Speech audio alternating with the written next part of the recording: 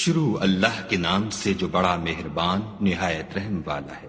اور قوم سمود کی طرف ان کے بھائی صالح کو بھیجا تو صالح نے کہا کہ اے قوم، خدا ہی کی عبادت کرو، اس کے سوا تمہارا کوئی معبود نہیں۔ تمہارے پاس تمہارے پروردگار کی طرف سے ایک معجزہ آ چکا ہے، یعنی یہی خدا کی اونٹنی تمہارے لیے معجزہ ہے، تو اسے آزاد چھوڑ دو کہ خدا کی زمین میں چرتی پھرے، اور تم اسے بری نیت سے ہاتھ بھی نہ لگانا، ورنہ عذاب علیم تمہیں پکڑ لے گا۔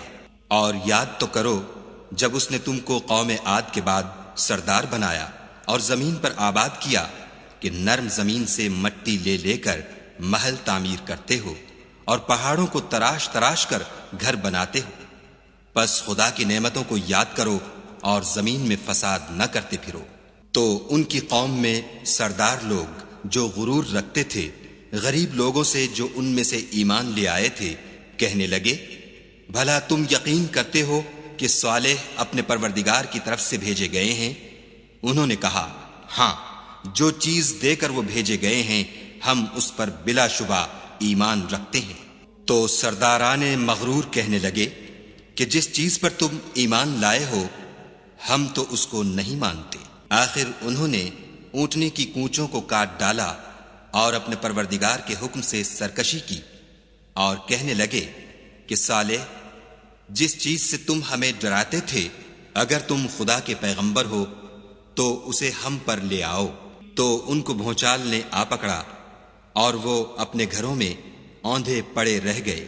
پھر صالح ان سے نا امید ہو کر پھرے اور کہا کہ میری قوم، میں نے تم کو خدا کا پیغام پہنچا دیا اور تمہاری خیر خواہی کی، مگر تم ایسے ہو کہ خیر خواہوں کو دوست ہی نہیں رکھتے۔ اور اسی طرح جب ہم نے لوط کو پیغمبر بنا کر بھیجا تو اس وقت انہوں نے اپنی قوم سے کہا کہ تم ایسی بے حیائی کا کام کیوں کرتے ہو کہ تم سے پہلے اہل عالم میں سے کسی نے اس طرح کا کام نہیں کیا، یعنی خواہش نفسانی پورا کرنے کے لیے عورتوں کو چھوڑ کر لونڈوں پر گرتے ہو۔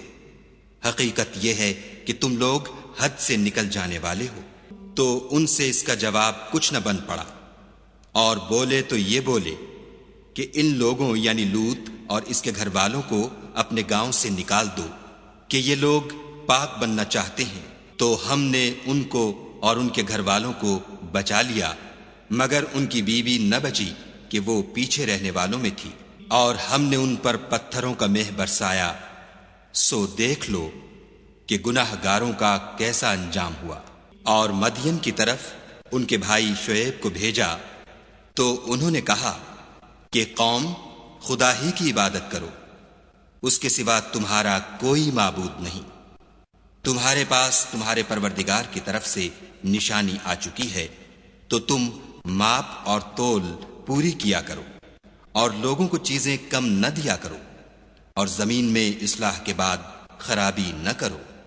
اگر تم صاحب ایمان ہو تو سمجھ لو کہ یہ بات تمہارے حق میں بہتر ہے۔ اور ہر رستے پر مت بیٹھا کرو کہ جو شخص خدا پر ایمان لاتا ہے اسے تم ڈراتے اور راہ خدا سے روکتے اور اس میں کجی ڈھونڈتے ہو۔ اور اس وقت کو یاد کرو جب تم تھوڑے سے تھے تو خدا نے تم کو جماعت کثیر کر دیا، اور دیکھ لو کہ خرابی کرنے والوں کا انجام کیسا ہوا۔ اور اگر تم میں سے ایک جماعت میری رسالت پر ایمان لے آئی ہے اور ایک جماعت ایمان نہیں لائی تو صبر کیے رہو یہاں تک کہ خدا ہمارے تمہارے درمیان فیصلہ کرتے، اور وہ سب سے بہتر فیصلہ کرنے والا ہے۔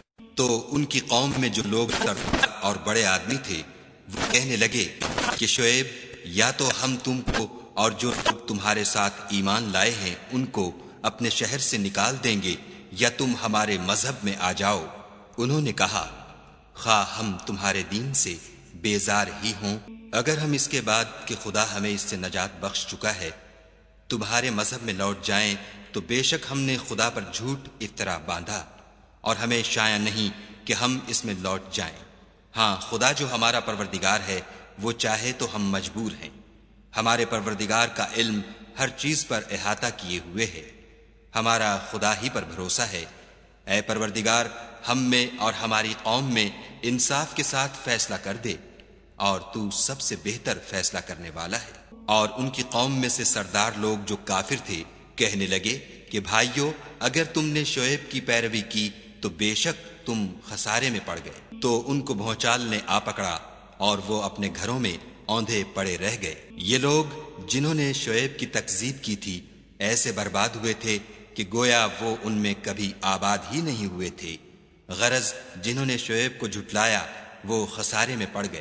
تو شعیب ان میں سے نکل آئے اور کہا کہ بھائیو، میں نے تم کو اپنے پروردگار کے پیغام پہنچا دیے ہیں اور تمہاری خیر خواہی کی تھی، تو میں کافروں پر عذاب نازل ہونے سے رنج و غم کیوں کروں؟